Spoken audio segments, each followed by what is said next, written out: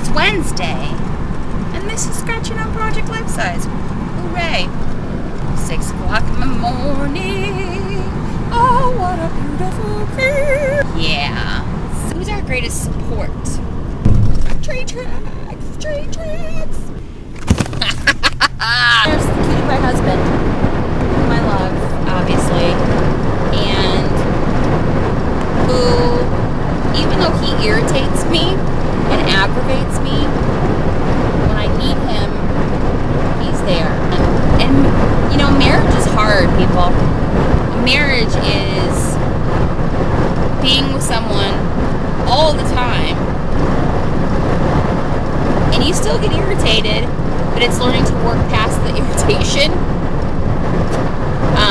And it's the financial aspect, and it's the career aspect. You know, I'm more of an academic, or I have been more of an academic, and have more of a white-collar job, and my husband's a blue-collar guy, which, believe me, I love that about him, because he works harder than most people I know. But it's, you know, dealing with where are you doing with your career, and we have different priorities with our careers, and it's finding where those two things meet that make it hard. But we do it, and we get angry, and we fight, and people that say they don't fight, really? It's like people that say they don't watch TV.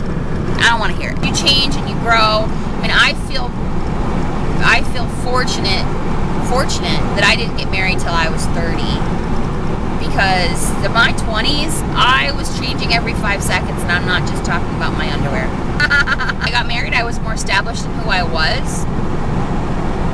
But you change a lot. You change a lot, and you have to be willing to share how you're changing with the other person, and look for support, and not just expect support. And I think that's, you know, so many times I'll think to myself, God, I just want someone to take care of me. I just want someone I want a sugar daddy to swoop in and pay all my bills and dress me up in pretty dresses and tell me everything's going to be okay. But that's not the real world. So looking for support from him has become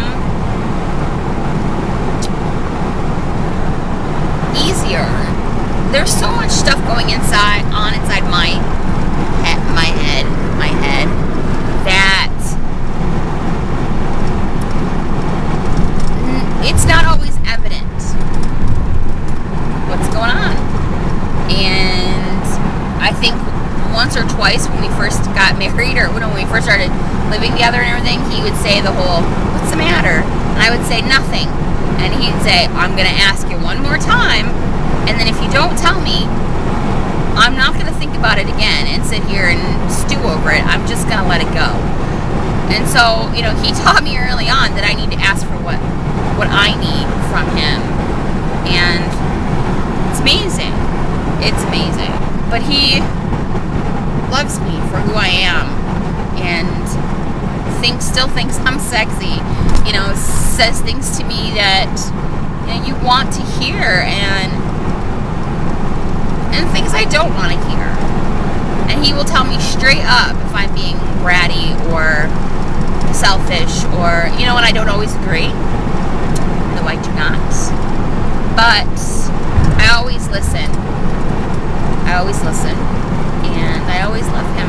The greatest gift you can give yourself is time in a relationship to teach each other how to love you. You know, like, teach each other how you need to be loved, and teach each other how you need to be taken care of. I say go out, go forth, have fun. Don't be afraid. And so it's not just in a relationship with a sexual partner, or with, you know, someone that you want to have a long-term relationship with. You need to talk to each other. Whomever that is you're close with, or you want to achieve a closer bond with, you know, I need to ask for support. Teach people how to love you sometimes. And, you know, when someone treats you like shit and you allow it, you're teaching them how to love you. I learned that lesson. Woo! Boy, did I learn that lesson with an ex-boyfriend. But anyway, right, people. I love you guys. Smooches to my girls.